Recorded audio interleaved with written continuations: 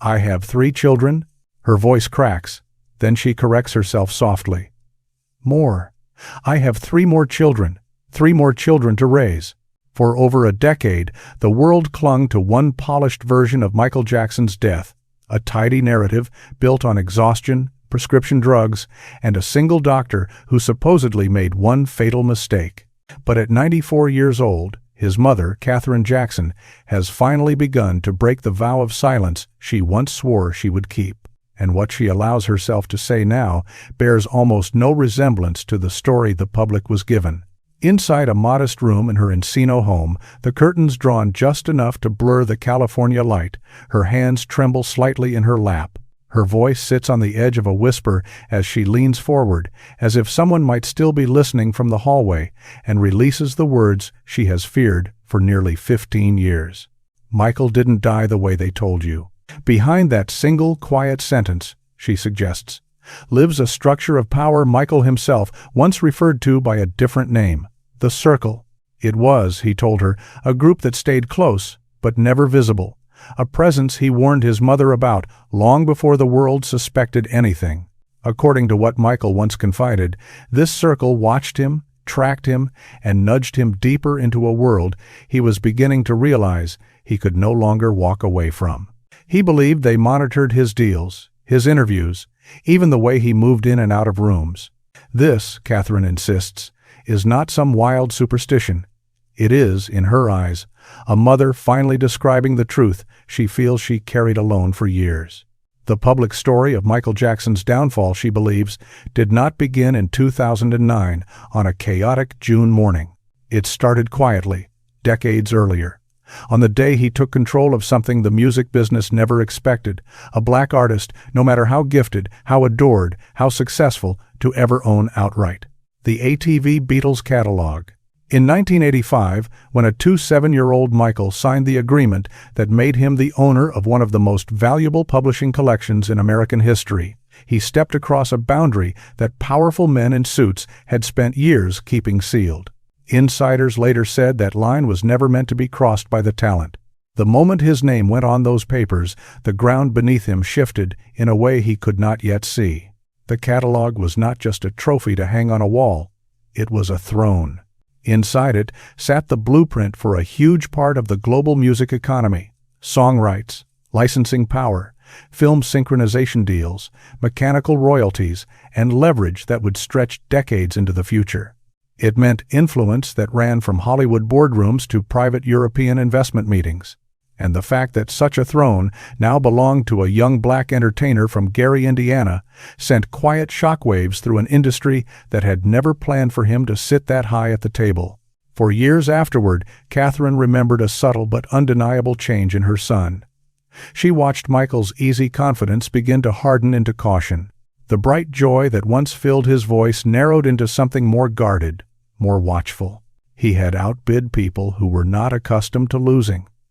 He had claimed a prize that men twice his age, with 10 times his corporate access, had chased and negotiated over for decades. He had broken what many in the business believed was an unwritten rule. Artists could perform the music. They were not supposed to own the system that controlled it. And the punishment for crossing that invisible line did not arrive as lawsuits, public explosions, or open threats. It appeared as shadows, as silence, as a new tension in rooms that used to feel safe. Meetings suddenly took place behind closed doors. Michael would be invited in only after decisions were almost finished, as if his presence was a formality instead of authority. According to people who later spoke about that era, some executives invited him into those rooms simply to measure how much he understood and how much he did not. Michael's world after 1985 changed in ways the audience cheering in arenas could never see. The phone rang more often from unfamiliar numbers. Business partners who once spoke to him daily became distant, harder to reach. Executives who had piled praise on him in the early years began to shift with alarming speed from flattery to irritation, from warmth to something colder. The more Michael studied how publishing really worked, the more he realized exactly what he had stepped into. He had walked onto a battlefield without armor.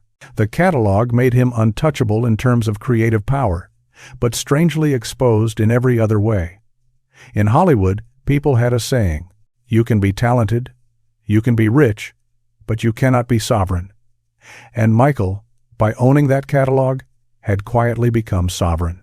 Katherine saw the result each time he came home more withdrawn than before, each time he glanced over his shoulder in a room that used to feel like a refuge. The catalog, this crown he had fought to win, did not simply elevate him, it isolated him. It marked him. It turned him into the most powerful artist in the business, and at the same time, perhaps the most threatened. Behind the scenes, executives whispered that Michael had become too large to negotiate with, too unpredictable to manage, too independent to reliably control. The catalog had shifted him, in their eyes, from entertainer to force. And in industries built on control, forces must either be contained or removed. What the world applauded in 1985 as a genius move of business and ambition, Katherine quietly feared. She believed she saw what Michael didn't want to fully admit. He was holding something some people would rather see destroyed than allow him to keep. The catalog granted him unprecedented freedom, but it stripped away his sense of safety. It made him historic, but it also painted a target on his back.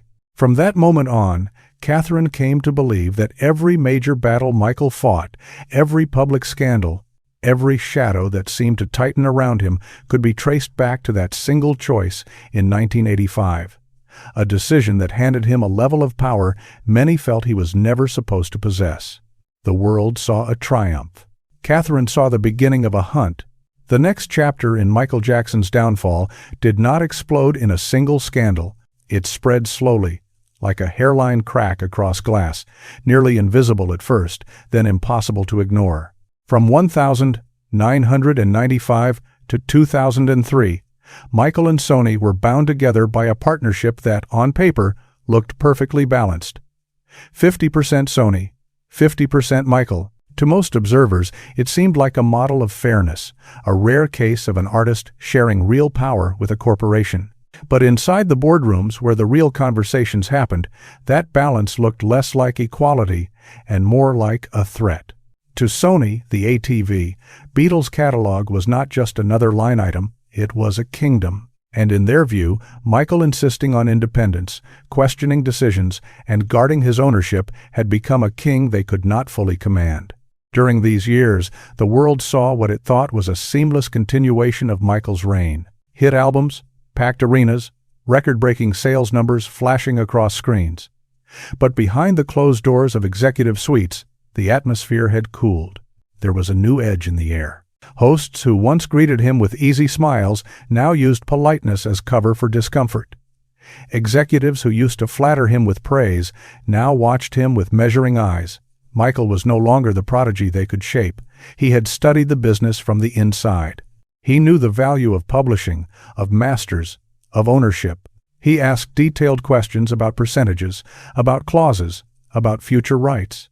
He had stepped out of the role of star and into the role of owner. And in an industry built on keeping artists uninformed, the moment an artist begins to truly understand the system, he becomes dangerous. Sony sought consolidation. Fewer variables, more control. Michael wanted something very different, sovereignty. He wanted the ability to decide the direction of his art and his business without being steered. The corporation preferred compliance. Michael demanded autonomy.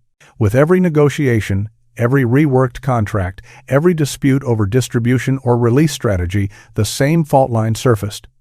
They wanted the catalog back. He refused to loosen his grip. For him, it was never just about the money. It was about who held the future. The one who controlled publishing controlled leverage, catalog value, and long-term power. Michael's refusal to surrender that future disrupted a structure that depended on artists staying dependent. By 2001, the fractures were no longer hidden. Albums were delayed, budgets tightened, promotional campaigns scaled back without clear explanation. What looked like routine corporate decisions felt, from Michael's perspective, like a pressure campaign. It was not loud. It was not announced. It was a series of precise, quiet adjustments, just sharp enough to remind him that he was pushing against boundaries an artist was never supposed to approach. The silent war had begun. Then came 2002, The year silence shattered. In Harlem, standing before a crowd gathered for what was supposed to be a speech about community pride and unity, Michael did something virtually unheard of in his world. He pointed, not at rivals, not at tabloids, but at the very top of the corporate ladder. He called Sony's chairman a devil. The audience gasped. Some were stunned, some electrified. But the greater shock rippled miles away, through corporate corridors and executive phone lines. Inside the music industry, there is a code most artists learn early. You shield the powerful. Whatever their choices, whatever their methods, you do not expose them. You do not name them. You do not challenge them directly, and you certainly do not attack them in public. Michael broke that code in one sentence. What looked like a burst of anger to television viewers was seen very differently in upper offices. To them, this was not a wounded entertainer lashing out. It was a deliberate act of defiance, a superstar naming someone the industry treated like royalty. In that moment, Michael did more than burn a bridge. He struck at a rule carved deep into the foundation of the business. Powerful people may criticize artists. Artists do not criticize powerful people. The hierarchy exists to remain unquestioned. Katherine, watching the fallout, understood what her son had just triggered. She would later recall telling someone in private that Michael had crossed a line no one is supposed to cross. The conflict that had once been contained to negotiation tables and contract language was now visible. The war was no longer only on paper, it was out in the open. The pressure around him shifted form. Subtle internal resistance hardened into structural backlash, marketing campaigns scaled back, opportunities quietly withdrawn, support that once seemed automatic suddenly became conditional. Media narratives, which had wavered before, began tilting against him with uncanny timing. Stories that once might have been ignored or quietly corrected were amplified. Old rumors resurfaced in sharper tones. Coverage of him bent toward a single direction: undermine, doubt, destabilize. To the corporation, Michael had stopped functioning as a manageable asset. He looked more like a liability, a man who controlled too much, spoke too loudly, and refused to shrink when told to obey. Their partnership turned into something else entirely. A battleground hidden behind contracts, release schedules, and press statements. Between 1995 and 2003, Michael was not simply fighting over song rights or percentages on a balance sheet. He was fighting often alone for his survival inside a system that, according to people close to him, had never forgiven him for taking what many believed should have remained in their hands. In the end, the conflict was about far more than business. It was about punishment. And once that punishment mechanism was in motion, once the silent war turned into an open one, there was no easy way back. Long before tabloids splashed the word Illuminati across headlines, Michael Jackson had already named the force he said he feared most. He didn't call it magic. He didn't call it a cult. He didn't even use the word conspiracy. He called it the circle. According to what he told people close to him, the circle was not built on symbols or secret ceremonies, but on something far more ordinary and far more powerful: money, contracts, and absolute silence. In Michael's world, the circle was not a myth, it was a structure. He described it as the unseen group sitting just behind the entertainment industry itself, never visible to fans, yet present in every boardroom where decisions about an artist's future were made.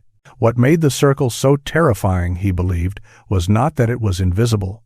It was that it was made of very real people. In his description, the circle included entertainment executives managing billion-dollar catalogs, investors funding global arena tours, media moguls shaping the public narrative around artists, and legal advisors whose signatures could outweigh talent, truth, or justice. Their identities were not scrawled in secret ledgers. They were printed on glass office doors, embossed on awards, listed on resumes that lined entire walls. They moved the industry the way wind moves a ship quietly, but with enough force to change an entire direction.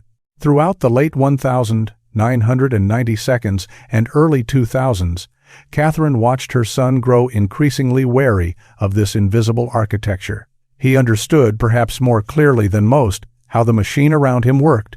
These were the people who, in his view, decided which albums received marketing budgets and which were starved. Which artists had their missteps quietly buried and which were dragged into the spotlight as public warnings? Which scandals disappeared overnight and which were magnified until they broke someone? The Circle, as Michael described it, rewarded obedience with superstardom and answered independence with slow, methodical destruction. They did not need overt violence. They had influence. Influence that could rewrite contracts, restructure debt, and quietly separate an artist from the allies who kept them stable. Their favorite tool, insiders later claimed, was leverage the ability to turn an artist's own success or their own financial vulnerability into a point of control. Behind the curtain, it was said that the Circle operated through patterns the public never got to see. One of the most chilling was something industry whisperers called strategic suppression, the quiet burial of a project without ever admitting it. Marketing budgets would be quietly reduced. Release dates would be pushed back without warning. Negative stories would surface in just the right outlets at just the right time. Michael reportedly felt this after the release of Invincible in 2001. Despite costing more than $30 million to create, the album received a fraction of the promotional support his earlier work had enjoyed. To fans, it looked like a strange oversight. Inside the business, some described it as a message, a controlled cooling meant to remind him that no matter how large his name loomed, in their hierarchy, it still sat below theirs. Another tactic was what some lawyers and insiders referred to as legal entanglement. Attorneys with close ties to major record companies were known, according to reports, to slip dense clauses into contracts, language that expanded corporate control while quietly shrinking the artist's independence.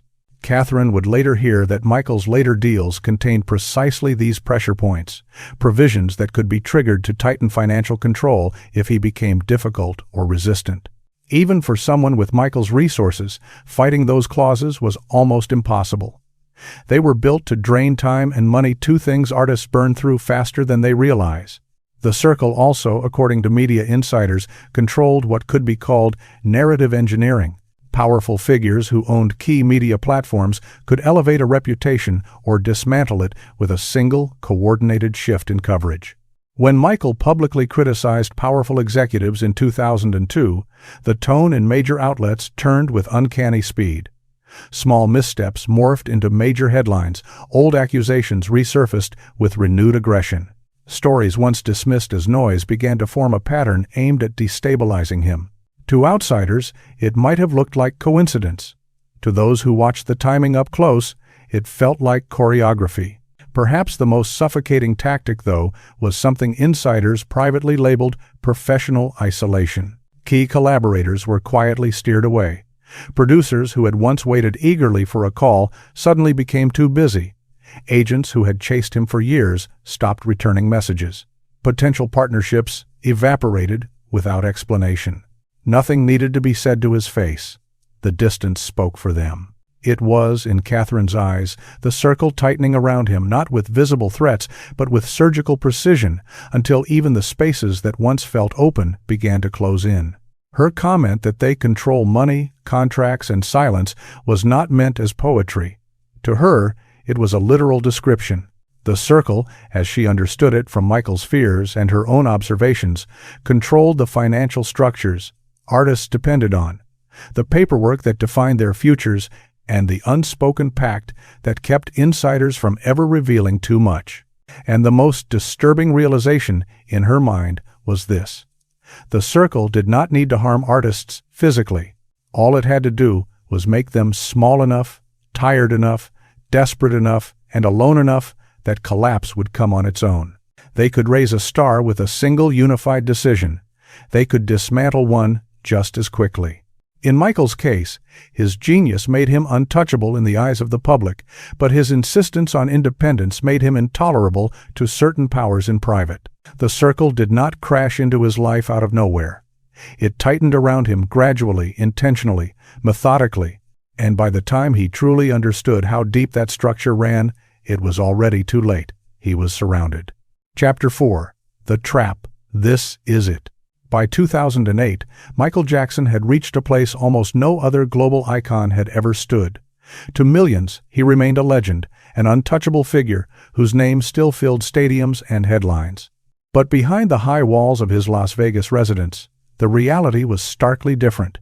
Privately, he was drowning. Inside that house, the warning signs had been flashing for months. Unpaid loans stacking up, abandoned ventures bleeding money, unresolved tax disputes, lawsuits piling one on top of another, and the lingering, enormous cost of maintaining Neverland, even in its quiet decline. It was a slow-moving crisis, visible only to the people close enough to see the numbers. In October 2008, auditors combed through his accounts and, according to later reports, delivered a brutal conclusion.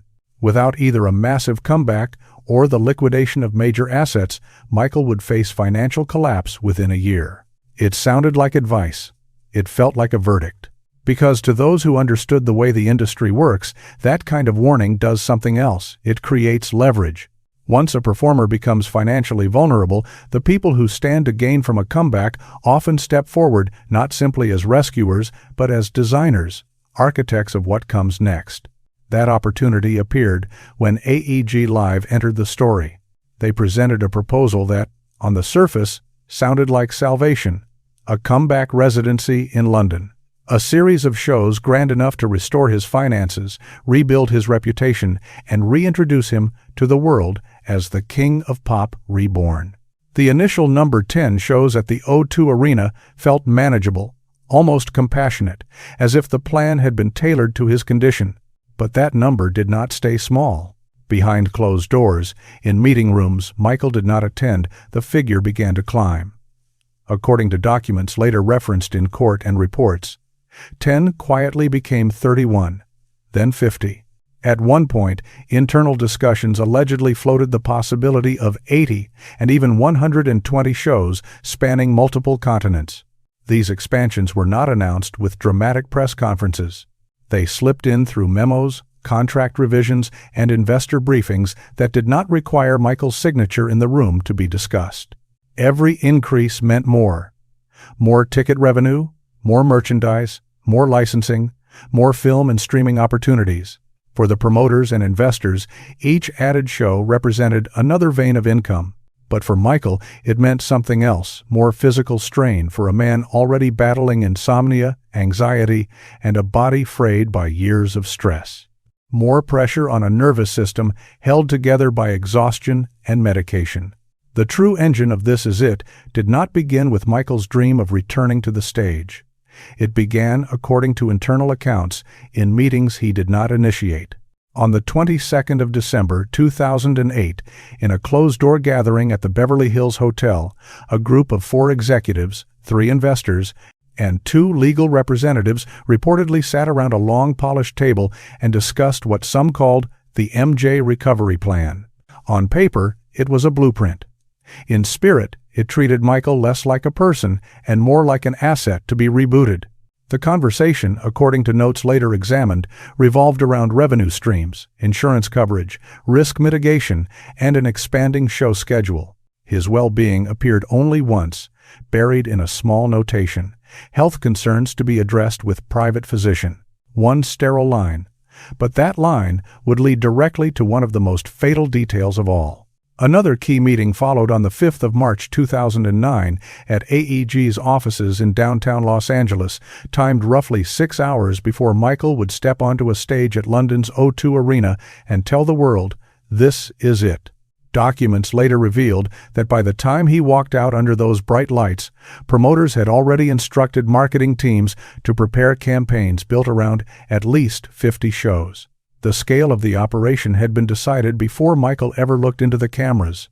The crowd that day screamed and clapped. The flashes exploded from every angle.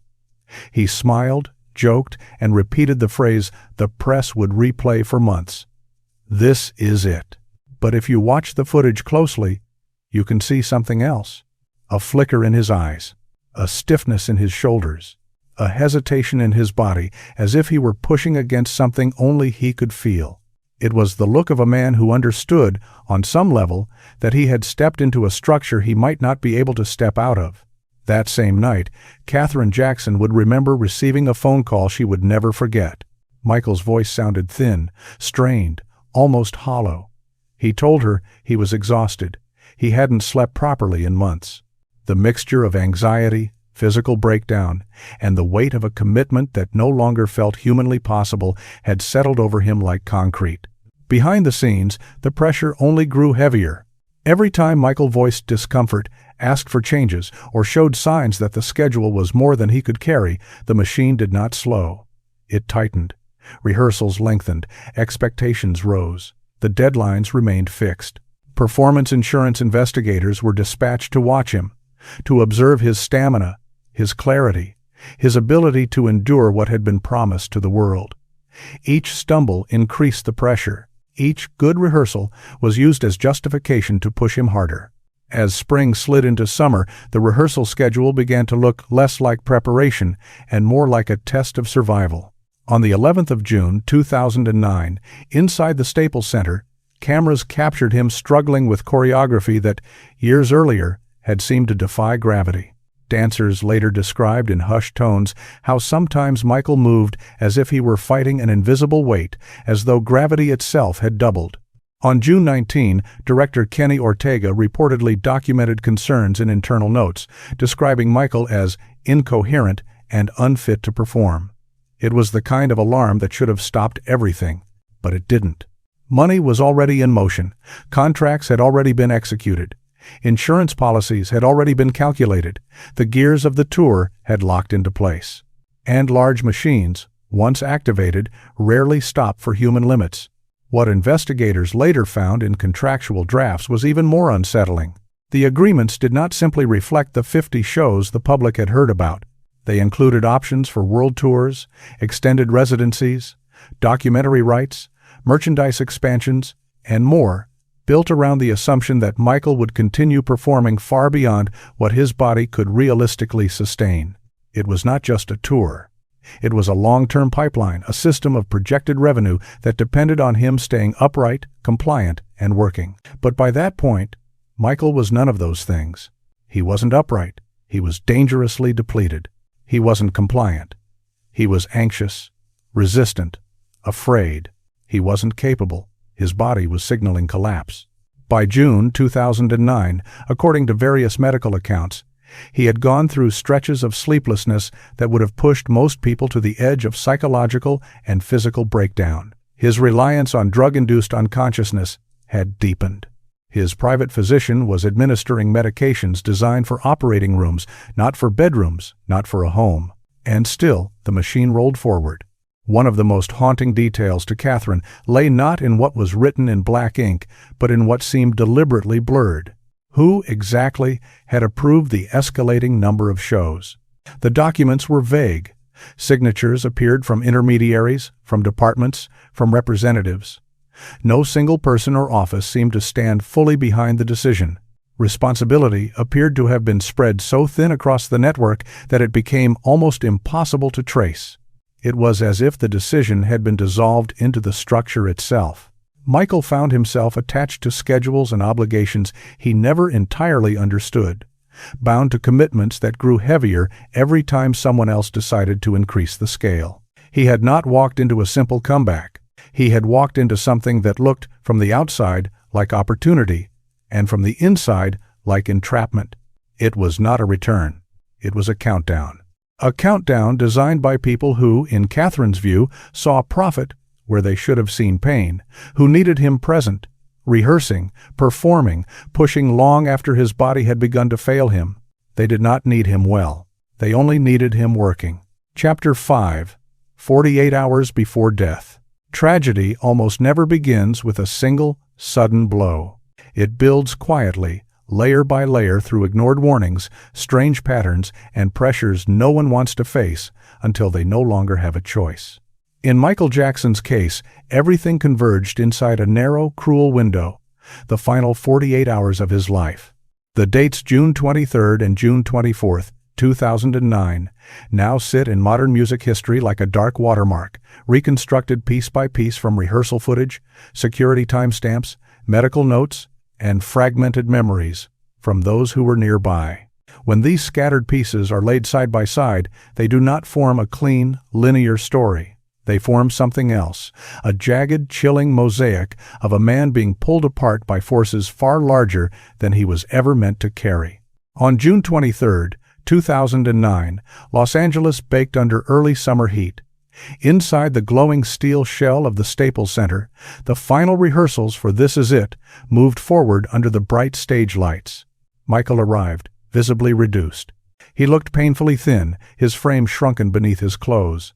His hand trembled in faint, almost invisible spasms, as if he was fighting an internal storm no one else could see. His head dipped repeatedly, and his eyes seemed to drift, struggling to lock onto anything in front of him. Dancers on set would later recall that he moved as though the air itself had turned heavy, as if every step required more than his body had left to give. It looked like he was holding himself upright by will alone. Footage captured during that night shows a small but revealing moment. Michael missteps, loses his balance, and reaches out, catching himself against a dancer's arm. To someone unfamiliar with his usual precision, it might have looked like simple fatigue. To the people who knew his body, it looked like the edge of collapse. Even in that condition, he pushed through the night.